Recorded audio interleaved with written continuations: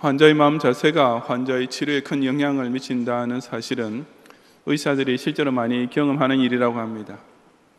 즉 자신의 병에 대해서 그저 비관하며 절망적으로만 받아들이는 환자에 비해 낙관하면서 긍정적으로 생각하는 환자의 완치율이 훨씬 더 높다는 것입니다.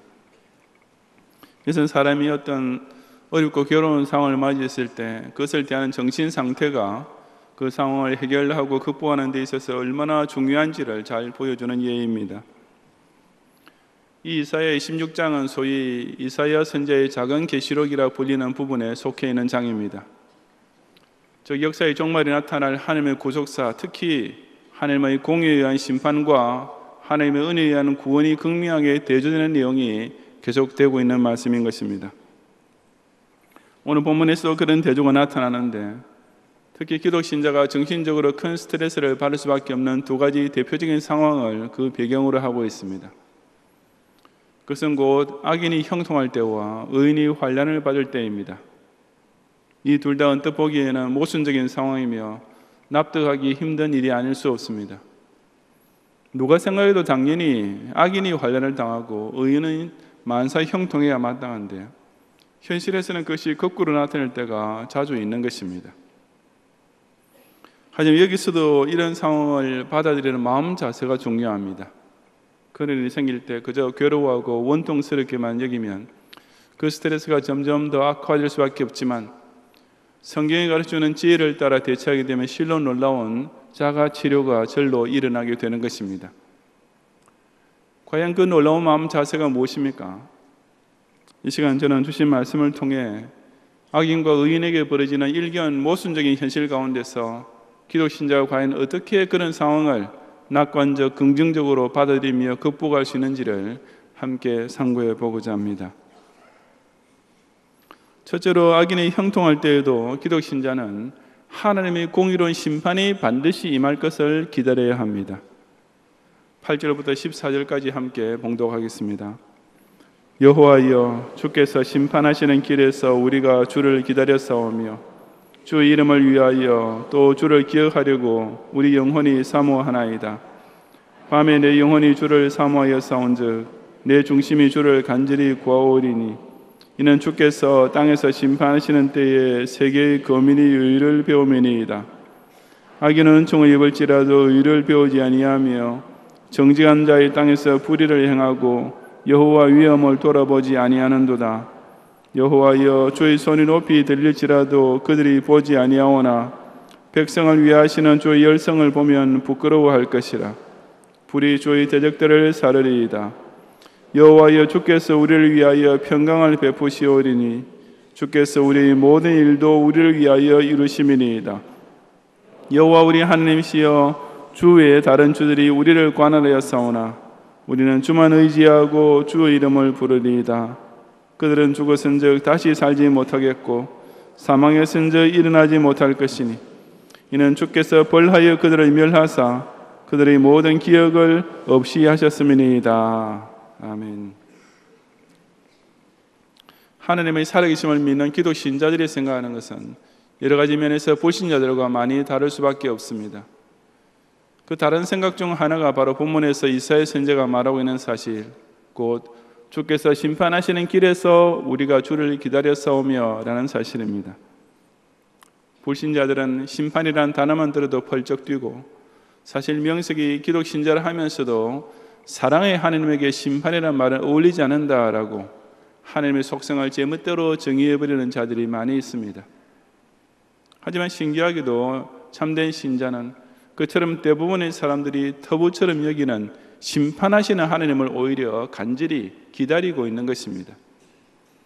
이어지는 말씀에 보면 주 이름을 위하여 또 주를 기억하려고 우리 영혼이 사모하나이다 라고 했습니다. 주의 이름을 위하여 또 주를 기억하려고 라고 좀 어색하게 직역되어 있는 말은 무언가 하나님 이름을 기억하지 않을 수 없게 만들어주는 상황을 의미합니다. 즉 신자가 자기 눈앞에 벌어진 어떤 일을 보고서 이것은 살아계신 하나님께서 하시는 일이구나 라고 절로 하나님의 성호를 찬양하게 되는 경우인 것입니다. 물론 사람으로 하여금 절로 하나님의 존재를 하나님의 능력을, 하나님의 성품을 상기하게 만들어주는 일들이란 셀 수 없이 많습니다. 하지만 여기서는 전후 문맥을 볼 때 그처럼 주의 이름을 기억하게 되는 일이란 곧 하나님의 심판 역사를 가리키고 있음이 분명합니다. 바로 앞에서 주께서 심판하신 길에서 우리가 주를 기다리고 있다고 했으며, 이어지는 9절에서도 주께서 땅에서 심판하시는 때를 생각하면서 밤에도 내 영혼이 주를 사모할 정도로 그 심판의 날 기다리면서 내 중심이 주를 간절히 구하고 있다고 했기 때문입니다. 간단히 말해서 심판 역시 하나님의 살아계심을 확실히 보여주는 증거이며 하나님의 성호를 지극히 높이지 않을 수 없게 만드는 대표적인 하나님의 주권적 사역인 것입니다. 그렇다면 참된 기독 신자는 왜 그리도 하나님의 심판을 사모하고 간구할 정도로 기다리게 됩니까? 그것은 바로 이 세상에서 의롭게 살려고 하다가 악인들로부터 당하게 되는 고통 때문입니다. 그래서 9절 하반절에 주께서 땅에서 심판하시는 때에 세계의 거민이 의를 배움이니이다 라고 한 것입니다. 즉 하나님의 심판이 반드시 있어야만 세상 사람들이, 특히 악인들이 참된 공의가 무엇인지를 제대로 배울 수 있게 될 것이라는 뜻입니다. 실제로 악인들은 하나님의 심판이 있기 직전까지 그 하나님의 공의를 전혀 모르는 가운데 오직 교만에 빠져서 살고 있습니다. 10절이 바로 그 사실을 지적합니다. 악인은 은총을 입을지라도 의를 배우지 아니하며 라는 말은 악인이 지금 세상에서 생명을 영위할 수 있는 이유는 오직 하나님의 일반 은총 때문인데도 그것을 깨닫지 못하며 라는 뜻입니다. 정직한 자의 땅에서 불의를 행고라고 한 대로 이 지구라는 땅덩이는 오직 정직한 신자들 때문에 하나님께서 아직까지 유지시켜주고 계시는 것임에도 불구하고 악인들은 그런 땅에 살면서 오히려 신자들을 핍박한다는 의미입니다. 이처럼 악인들이 스스로 교만하고 신자에게 불의를 행하는 것은 곧 여호와 위엄을 돌아보지 아니하는 하나님의 주권을 무서워할 줄 모르기 때문인 것입니다. 그러니 우리 기독 신자 입장에서는 하나님의 심판이 꼭 있어야 하겠고 또한 반드시 있을 수밖에 없습니다. 그래야만 지금은 주의 손이 높이 들릴지라도 그것을 보지도 아니하는 악인들이 백성을 위해 하시는 주의 열성, 즉 당신의 사랑하시는 의인들을 위해 불의주의 대적을 사르는 심판을 집행하시는 하나님의 열성을 보게 되는 날 부끄러움을 당하게 될 것이기 때문입니다. 그 공의로운 심판이 이루어질 때 다른 주들이 우리를 관할하는, 즉 악한 권세자들부터 핍박을 당하는 중에서도 오직 주만 의지하고 주 이름을 불렀던 참된 신자의 억울함이 완전히 풀어지는 평강이 임하게 됩니다. 그렇게 되기 위해서 하나님의 심판은 그 악인들로 하여금 죽었은즉 다시 살지 못하겠고 사망했은즉 일어나지 못할 만큼 철저하고도 완벽한 벌이 될 것이며 그 결과 그들의 모든 기억, 저 이전에 하나님 앞에서 교만해하며 신자들의 마음대로 핍박했던 기억 따위는 깨끗이 없어지게 되는 것입니다. 이사야 선지자와 이스라엘 백성은 개인적으로 악인에게 핍박을 당할 때나 혹은 자기 민족이 주변의 열강으로부터 압제와 침략을 당할 때 바로 이 심판하시는 하나님을 기다리는 마음으로 넉넉히 인내하고 극복할 수 있었던 것입니다. 악인이 흥황하고 있다는 사실은 정말 꼴도 보기 싫고 속이 뒤집히지 않습니까? 악인이 지금 만사가 자기 뜻대로 잘 풀려나간다고 자랑하면서 의인을 마음껏 조롱하고 박해하는 것은 정말 한해 맺히고 환장할 노릇입니다. 저는 지금 우리나라에서 마치 온 세상이 자기네 것이 되어버린 것처럼 설치고 있는 종북 좌파들로 인해 바로 그런 정신적 고통을 당하고 있습니다. 명백히 불법적인 폭력 행위를 저질러 놓고서도 민주적 투쟁이라고 미화시키고 자기네 억지 논리에 반대하는 사람 모두를 다 적폐 세력이라고 몰아붙이는 그들의 목소리와 세력이 날이 갈수록 하늘 높이 치솟고 있는 가운데 그야말로 우리나라에 정직한 자가 설 땅주사 없어지고 있는 것처럼 보이는 현실입니다. 만약 우리가 이런 모순적인 현실에만 사로잡혀 괴로워한다면 그 딜레마 속에 점점 더 깊이 빠지며 상황은 갈수록 악화될 수밖에 없습니다. 속된 말로 정말 미칠 지경이 되는 것입니다. 하지만 바로 그런 딜레마를 해결하시기 위해서 하나님께서는 그처럼 하늘 높은 줄 모르고 날뛰는 악인들을 완전히 멸하실 한날을 예비해 놓고 계시는 것이 아니겠습니까? 그 모든 악인의 불의와 악행에 대해서 철두철미하게 벌하시고 그 모든 의인의 억울함과 하나의 시원하게 해결해 주실 의로운 심판이 반드시 집행될 마지막 한날은 필연적으로 오고야 맙니다. 지금 당장은 이 나라 안에서 온갖 불의가 판을 치고 하나님의 대적들이 파죽지세 같은 기세를 떨치고 있지만 조국에 여전히 공의로우신 하나님의 역사를 간절히 기다리고 있는 의인 시민들이 존재하는 한 하나님께서는 그 당신의 사랑하시는 백성을 위해 열성을 보여주실 날이 틀림없이 도래하게 되어 있는 것입니다. 그 날이 올 때 악인들은 그제야 자기네가 의인들을 그 얼마나 불의하고 악하게 되는지를 절실히 깨닫게 될 것이며 그 악행에 대한 대가를 톡톡히 치르게 될 것입니다.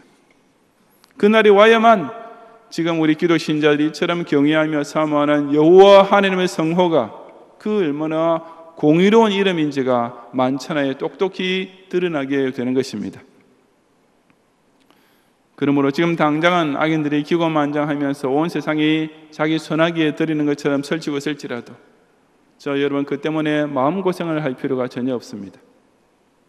우리는 그저 공의의 하나님을 심판하시는 길에서 기다리기만 하면 그런 악인의 현재의 형통에 대해서도 더 이상 괴로움과 스트레스를 받지 않고 실로 놀라운 평안을 누릴 수 있는 것입니다. 진리를 지키고 의롭게 살다가 불신사회와 불신자들로부터 불의한 일, 악한 일을 당할 때마다 원수 갚는 것이 내게 있으니 내가 갚으리라 하고 선포하시는 주님께 모든 것을 다 맡기고 기다림으로써 주께서 땅에서 모든 악인을 심판하시며 세계의 거민이 하나님의 공의를 알게 될 그 최후 승리의 날을 꼭 함께 맞이하는 성도들이 되시기를 바랍니다.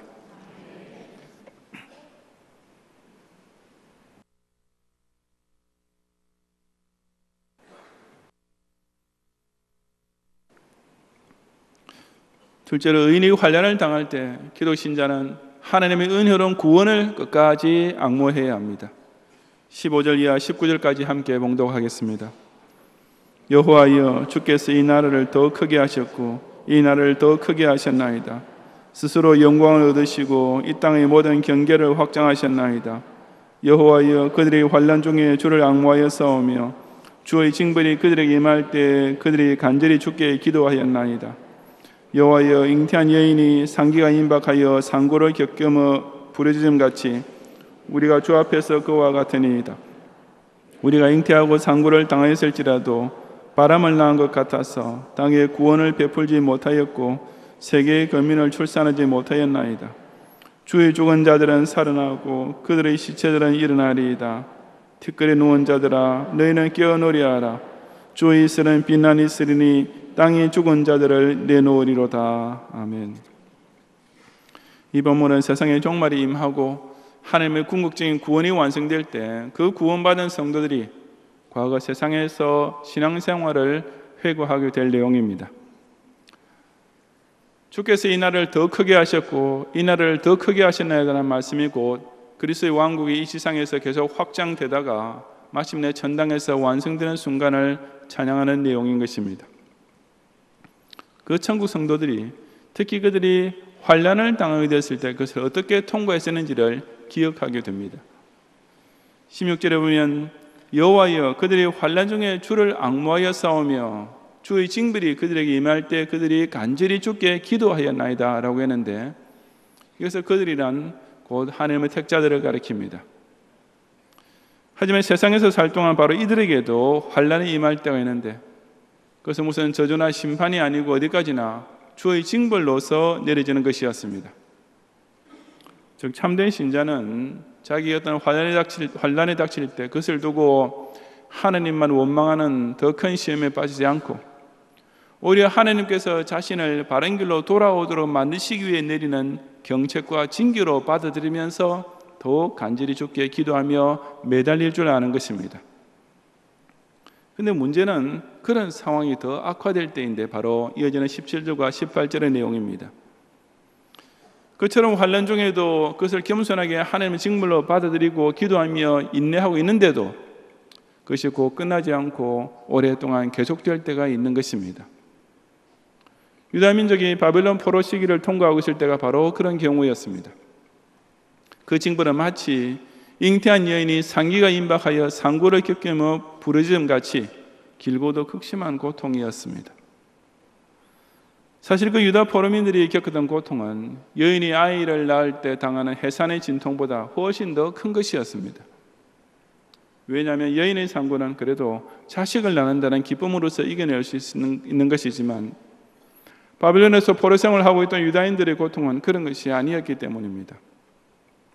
바로 18절에서 우리가 잉태하고 상고를 당했을지라도 바람을 낳은 것 같아서 땅에 구원을 베풀지 못하였고 세계의 거민을 출산하지 못하였나이다 라고 한탄하는 내용이 그것입니다. 상고의 고통을 겪었으면 그래도 어떤 생명을 낳아야 보람이 있을 것인데 유다인들의 고통은 아무 구원의 열매를 맺지 못하고 이 세상에 어떤 새 생명을 출산시키지도 못한 채 그냥 고통 그 자체로만 끝없이 연이어지고 있었던 것입니다. 이것은 사람이 세상에 받는 벌이 구원받을 수 있는 대가가 될 수는 없음을 분명히 보여주는 말씀입니다. 즉 죄로 인하여 하나님의 징벌을 받게 된다 할지라도 그렇게 벌 받은 것 때문에 죄가 감해져서 구원받게 되는 것은 결코 아닌 것입니다. 그런 소리는 바로 천주교에서나 가르치는 엉터리 교리일 뿐입니다. 상고의 진통 같은 큰 징벌을 받아도 그 어떤 구원의 결과나 새 생명의 생사는 보지 못한다고 성경이 분명히 선포하고 있지 않습니까? 그렇다면 왜 하나님의 징벌이 때로는 것처럼 길게 이어지는 것입니까? 그것은 상고와 같은 고통의 긴 시간을 통해 확실한 회개를 나타내므로써 결국은 구원의 완성에 이르도록 하기 위해서입니다. 바로 이어지는 19절이 증거하는 대로 그처럼 연단을 잘 통과한 신자는 주의 죽은 자들은 살아나고 그들의 시체들은 일어나며 티끌에 누운 자들이 깨어 노래하게 되는 놀라운 부활 생명을 얻게 되는 것입니다. 그 구원의 완성이 이루어진 그날까지 신자는 자신이 당하는 환난이 지금 당장 아무리 길고 고통스러워도 그 환난을 처음 당했을 때 보여주던 자세 곧 주를 앙모하며 간절히 주께 기도하는 이 신앙을 끝까지 견실하게 지켜야만 하는 것입니다. 하는 일마다 잘 안 되고 점점 꼬이기만 하면 신자를 해도 낙심되지 않을 수가 없습니다. 내 딴에는 열심히 신앙생활을 하고 있는데도 오히려 악재만 연달아 벌어지는 것은 정말 도저히 납득이 안 되는 일이기 때문입니다. 만약 우리가 이런 생각에서 벗어나지 못하게 되면 절로 의심에 빠지고 끝내 불신에까지 이어질 수 있습니다. 미국에서는 교인이 자기 교회 담임 목사를 상대로 소송하는 일이 가끔이긴 하지만 실제로 벌어집니다.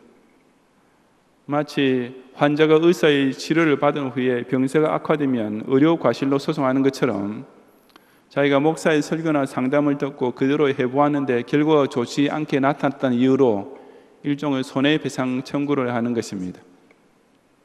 의사가 그런 경우를 대비해서 보험에 들었듯이 미국에는 목사한테도 그런 보험이 있습니다. 저는 들지는 않았습니다. 하지만 그런 행위는 사실상 하나님을 상대로 소송하는 것이나 마찬가지 아니겠습니까? 목사의 설교나 상담은 어디까지나 하나님의 말씀인 성경에서 나온 것인데 그것을 그대로 순종했더니 오히려 손해보았다고 주장하는 것은 곧 하나님께 직접 되어드는 실로 오만불손한 신성모독이 아닐 수 없는 것입니다. 사실 목자 입장에서도 자기 나름대로는 신앙생활 성경 말씀대로 열심히 신앙생활하려고 애를 쓰고 있는데도 그 인생이 전혀 풀리지 않고 오히려 환난이 연이어 닥치는 교인을 보게 되면 굳이 소송을 그렇게 걸어오지 않아도 마치 목사 자신의 잘못인 것처럼 죄스럽기도 하고 안타깝기 그지없습니다. 하지만 참된 신자라면 그런 상황에서도 결코 목사나 교회에게 책임을 전가시키려 하거나 혹은 하나님을 원망하는 시험에 빠지지 말아야 합니다. 그런 때일수록 우리는 먼저 자신을 겸손히 돌아보면서 하나님 앞에 회개할 죄가 없는지부터 찾아보아야 합니다. 그처럼 의인이 당하는 환난을 하나님께서 당신의 택하신 자를 연단하시고 회복시켜 주기 위해 내리시는 선의 징벌인 줄을 깨닫게 되면 우리는 원망 대신 오히려 간절히 기도하면서 회개하게 될 것이고 낙심 대신에 더더욱 구원의 하나님을 앙모하게 될 것입니다. 바로 그것이 하나님께서 그 사랑하시는 자녀들을 연단하며 끝내 구원의 완성에 이르게 만드시는 오묘한 섭리가 아니고 무엇이겠습니까?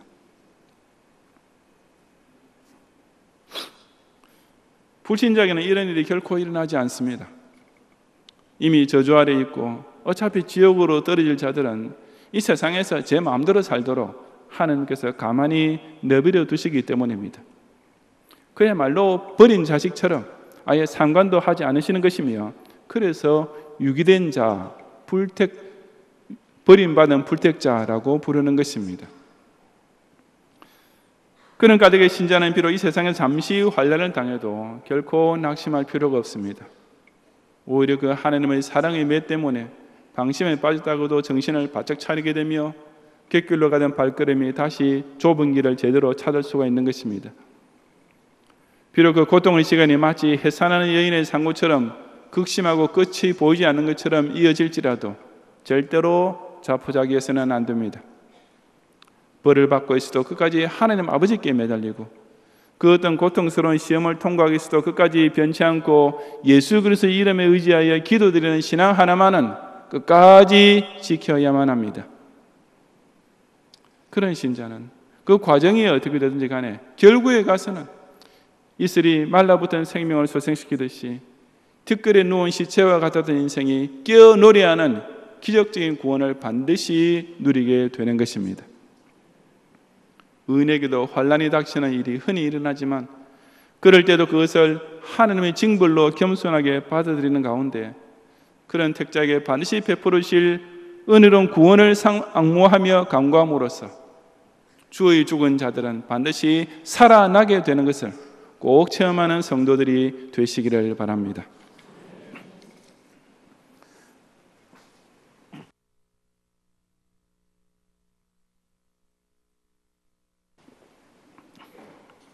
성도 여러분, 플라시보 효과라는 것이 있습니다. 실제로는 아무 효능이 없는 가짜 약을 먹거나 그냥 흉내만 내는 가짜 수술을 받은 환자인데도 진짜와 같은 효과를 나타내는 현상을 가리키는 말입니다. 명백히 비과학적임에도 불구하고 현실적으로는 벌어지고 있는 이 현상은 의학계에서뿐 아니라 체육계에서도 이미 많은 사례와 임상 실험을 통해 증명되어 있는 사실이기도 합니다. 도대체 왜 이런 신기한 일이 벌어지는지에 대해서 현재까지 발견된 대답은 기대감 때문이라고 합니다. 즉 비록 가짜약을 먹었지만 그것이 어떤 효과를 나타낼 것이라는 기대치가 상승하게 되면 그 사람의 뇌 속에서 신경생리학적인 반응이 일어나면서 절로 고통을 덜 느끼게 된다는 것입니다. 이것은 아까 서론에서 환자의 마음 자세가 환자의 치료에 큰 영향을 미친다는 사실과 정확하게 일치되는 현상이기도 합니다. 의사로부터 가짜약을 받아먹은 환자가 정신적인 기대감만 가지도 그런 일이 벌어질 수 있다면 더욱이 전능하신 절대 주권자 하나님께로부터 진짜 약속을 받은 신자가 그에 대한 확실한 신앙을 지킬 때 그 결과는 두말할 것도 없지 않겠습니까? 악인의 형통과 의인의 환난은 그냥 그 자체만 두고 본다면 그야말로 난자요 모순 덩어리일 수밖에 없습니다. 더구나 그런 악인이 기고만장하게 의인을 핍박해오고 그리고 환난을 당한 의인의 상황은 시간이 갈수록 더욱 악화 일로로만 치닫게 되면 그 정신적 스트레스와 현실적 고통을 견디기 위한 결코 쉽지는 않습니다. 사실 적지 않은 교원들이 바로 이런 시험에 빠져서 실족하고 끝내 배교에까지 떨어지는 일들이 이 지상교회 안에 번번이 생기고 있는 것입니다. 하지만 그럴수록 참된 신자는 주를 기다리고 하나님을 사모하는 영적 기대감을 끝까지 잃지 말아야 합니다.